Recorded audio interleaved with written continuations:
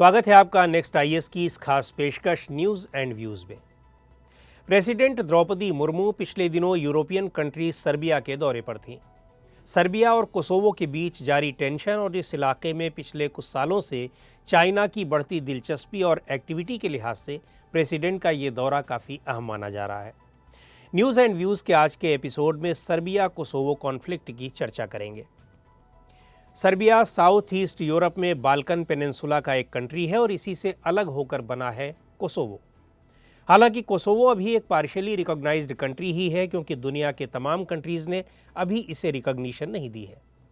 Kosovo और Serbia दोनों ही land locked countries हैं, यानी इनके बॉर्डर्स समुद्र को टच नहीं करते। कोसोवो की बाउंड्रीज अल्बानिया, नॉर्थ मैसिडोनिया, मॉन्टीनेग्रो और सर्बिया से लगती हैं। प्रिस्टीना कोसोवो की कैपिटल है। एक्कर्स्ड और शार यहाँ के फेमस माउंटेन्स हैं। कोसोवो की पॉपुलेशन करीब 18 लाख है, जिसमें 92% लोग अल्बानियन हैं और सिर्फ 6% सर्ब कम्युनिटी के हैं। सर्बिया हंगरी, रोमानिया और बुल्गारिया के साथ बॉर्डर शेयर करता है। इसकी कैपिटल बेलग्रेड है। सर्बिया में सर्ब कम्युनिटी के लोग मेजॉरिटी में हैं, तो कोसोवो में अल्बानियाई। कोसोवो ने 2008 में सर्बिया से अलग होकर इंडिपेंडेंस की घोषणा की, जबकि सर्बिया अभी भी इसे अपना हिस्सा मानता है। हालांकि यूएन के 193 कंट्रीज़ में से करीब 100 कंट्रीज़ कोसोवो की इंडिपेंडेंस को रिकॉग्निशन देते हैं, लेकिन भारत, चाइना और रूस जैसी कंट्रीज़ कोसोवो को एक अलग कंट्री के तौर पर रिकॉग्निशन नहीं देते। लेकिन अमेरिका, यूरोपियन यूनियन के ज़्यादातर देश, जापान और ऑस्ट्रेलिया इसे रिकॉग्निशन दे चुके हैं। कोसोवो और सर्बिया के बीच 2008 के बाद से ही टसल चल रही है। पिछले दिनों नेटो ने 700 एडिशनल पीस कीपिंग ट्रूप्स को कोसोवो भेजा है। नॉर्थ कोसोवो में प्रोटेस्ट कर रहे सर्ब कम्युनिटी के लोगों और नेटो के नेतृत्व वाली कोसोवो फोर्स के बीच 29 मई को क्लैशेज हुए थे, जिसमें कई लोग घायल हो गए। यूरोपियन यूनियन के प्रेशर में फ्रेंच और जर्मन लीडर्स की मौजूदगी में सर्बिया और कोसोवो के प्रेसिडेंट की 1 जून को मुलाकात भी हुई, लेकिन किसी तरह के रिजोल्यूशन पर कोई बातचीत नहीं हो पाई, यानी डेडलॉक अभी बना हुआ है। दरअसल 1945 में सेकेंड वर्ल्ड वार के बाद से 1992 तक आज के कुछ देश जैसे Bosnia Herzegovina, Croatia, Macedonia, Montenegro, Serbia और स्लोवेनिया SFRY यानी socialist federal Republic of Yugoslavia का हिस्सा थे, जिसकी कैपिटल बेलग्रेड थी। SFRY के डिसइंटीग्रेशन के बाद सर्बिया सेपरेट कंट्री बना और कोसोवो उसका ऑटोनॉमस प्रोविंस।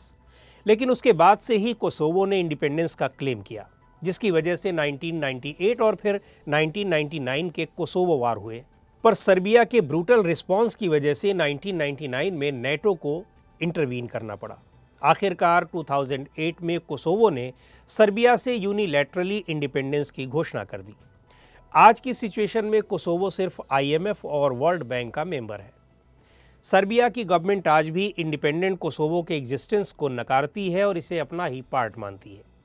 हालांकि सर्बिया का कोसोवो पर किसी तरह का कोई कंट्रोल नहीं है। सर्बिया इस इलाके को अपने स्टेटहुड और रिलीजन का सेंटर मानता है, क्योंकि मेडिवल पीरियड की तमाम सर्व ऑर्थोडॉक्स क्रिश्चियन मोनेस्ट्रीज यहीं पर है। 1389 में ऑटोमन तुर्क्स के खिलाफ हुई लड़ाई को सर्ब लोग नेशनल स्ट्रगल के एक सिंबल के तौर पर लेते हैं, जबकि कोसोवो में रहने वाले अल्बानियंस, जिसमें ज़्यादातर मुस्लिम हैं, वो कोसोवो को ही अपना देश मानते हैं और सर्बिया पर ऑक्यूपेशन और रिप्रेशन का आरोप लगाते हैं। कोसोवो के नॉर्दर्न इलाके में सर्ब कम्युनिटी के लोग रहते हैं, जो अपने को सर्बिया से जोड़ते हैं, जबकि कोसोवो की सरकार इन्हें दबाने और इलाके पर कंट्रोल बनाए रखने के लिए हर तरह की कोशिशें करती रहती है। अपने प्रभाव वाले इलाकों में सर्ब लोग association of majority SERB municipalities चाहते हैं। 2013 में इस बारे में दोनों कंट्रीज़ के बीच ब्रसेल्स एग्रीमेंट हुआ था, लेकिन डेडलॉक अभी भी बना हुआ है। वेस्टर्न कंट्रीज़ कोसोवो को सपोर्ट करती हैं, तो रूस और चाइना सर्बिया को। हालांकि इंटरनेशनल कम्युनिटी को लगता है कि दोनों कंट्रीज़ के बीच कोई एग्रीमेंट हो सकता है। सर्बिया भले ही रिकॉग्निशन न दे, लेकिन कोसोवो इसके बाद यूएन में अपनी जगह हासिल कर सकता है। यूरोपियन यूनियन लगातार कोशिशें कर रहा है कि रिश्ते सामान्य हों, और अगर दोनों कंट्रीज़ यूरोपियन यूनियन की मेंबरशिप चाहते हैं तो दोनों को अपने रिश्ते सामान्य करने ही होंगे। एक बात और, भारत ने भी कोसोवो को रिकॉग्निशन नहीं दी है, यानी उसे एक सॉवरीन कंट्री के तौर पर स्वीकार नहीं किया है, तो उसके अपने लॉजिक है। आईसीजे यानी इंटरनेशनल कोर्ट ऑफ जस्टिस के मुताबिक 17 फरवरी 2008 को ही declaration of independence of Kosovo ने किसी भी इंटरनेशनल लॉ का वायलेशन नहीं किया है। भारत का मानना है कि इसमें कोई कानूनी अड़चन भले ही न हो, लेकिन अभी भी कोसोवो को लेकर दुनिया के देशों में कंसेंसस नहीं है। यहाँ तक कि यूरोप के ही कई कंट्रीज कोसोवो को रिकॉग्निशन नहीं दे रहे हैं।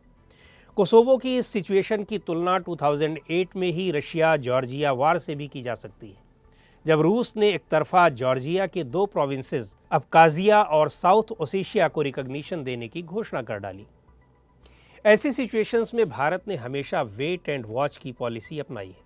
चूंकि सर्बिया के साथ भारत का एक पुराना रिश्ता रहा है, इसीलिए वो उसकी सॉवरेनिटी और रीजनल इंटीग्रिटी का भी समर्थन करता है। तो आज के इस एपिसोड में इतना ही। अगले एपिसोड में फिर मिलेंगे एक नए टॉपिक के साथ। आपको ये प्रोग्राम कैसा लगा कमेंट करके हमें ज़रूर बताएं।